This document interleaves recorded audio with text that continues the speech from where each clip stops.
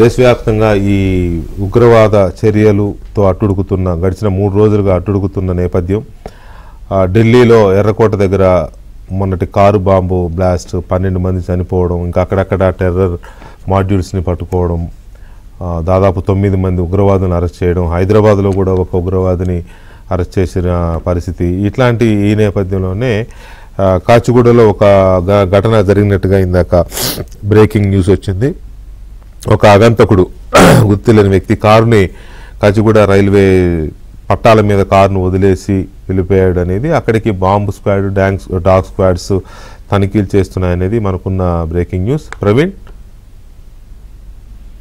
ప్రవీణ్, ఏంటి ఈ ఘటనకు సంబంధించి, ఎవరు ఆ కారుని అక్కడ వదిలారు, ఏంటి దానికి సంబంధించిన అప్డేట్ ఉందా? ప్రస్తుతం అయితే మాత్రం కారు అక్కడ అనుమానాస్పదంగా ఉంది. ఎందుకంటే రైల్వే ట్రాక్ పైన ఆ కారును వదిలేసి వెళ్లిపోయినటువంటి పరిస్థితి కనపడుతుంది. అక్కడ ఉన్నటువంటి స్థానికులు గమనించి పోలీసులకు సమాచారం అందించారు. అయితే ఆ కారులో అనుమానాస్పదమైనటువంటి వస్తువులు ఉన్నాయనేది ప్రధానంగా పోలీసులు భావిస్తున్నారు. కొద్ది నిమిషాల క్రితమే బాంబ్ అండ్ డాగ్ స్క్వాడ్ కూడా ఘటనా స్థలానికి కూడా చేరుకున్నటువంటి పరిస్థితి కనపడుతుంది. ఆ TS11UA 7868 అనేటువంటి నెంబర్ గల కారు ఇది. ఈ కారు ఎవరి మీద రిజిస్ట్రేషన్ అయింది అనేటువంటి అంశానికి సంబంధించి ఆరా తీసినప్పుడు బాలాజీ అనేటువంటి వ్యక్తి పేరుతోటి రిజిస్ట్రేషన్ అయి ఉంది.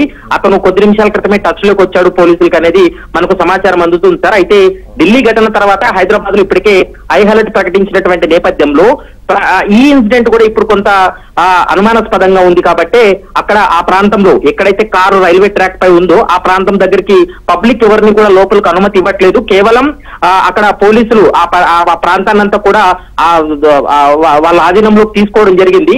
డాగ్ అండ్ బాంబు స్క్వాడ్ పూర్తిగా వాళ్ళు తనిఖీలు చేసిన తర్వాతనే దానిపైన ఒక క్లారిటీ ఇస్తామనేటువంటి అంశాన్ని చెప్పడం జరిగింది.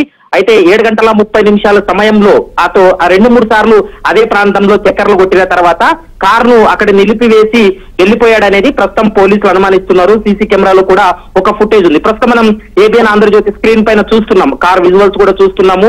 రైల్వే ట్రాక్ అడ్డంగా ఉన్న ఆ కారును కూడా రోడ్డు పైకి తీసుకొచ్చినటువంటి పరిస్థితి ఉంది. ఎందుకంటే భారీగా ట్రాఫిక్ జామ్ అయింది. కొద్ది నిమిషాల క్రితమే ఆ కారును కూడా బయటికి తీసినటువంటి పరిస్థితి కూడా స్పష్టంగా కనపడుతుంది. కాబట్టి అందులో ఏదైనా అనుమానాస్పదమైనటువంటి వస్తువులు ఉన్నాయా, లేకుంటే ఇతరత్ర ఎందుకు ఆ కారును అక్కడ రైల్వే ట్రాక్ దగ్గర వదిలిపోయాడనేది కొంత అనుమానాలకు తావిస్తుంది. కాబట్టి దానిపైన పూర్తి స్థాయిలో పోలీసుల విచారణ చేస్తున్నారు. డాగ్ అండ్ బాంబు స్క్వాడ్ కూడా ఘటనా స్థలాన్ని చేరుకొని ఎంక్వైరీ చేస్తున్నటువంటి పరిస్థితి అయితే కనపడుతుంది సార్. రైట్. దీంతో పాటు ఈ ఉగ్రవాదులు డాక్టర్గా తయారై అక్కడే కుట్ర ఎక్కడైతే చేశారో అల్ఫలాహ్ యూనివర్సిటీ గుర్తింపుని కేంద్రం రద్దు చేసినట్టు కూడా ఒక బ్రేకింగ్ వచ్చింది. దానికి సంబంధించి ఏమైనా అప్డేట్స్ ఉన్నాయి మీ దగ్గర?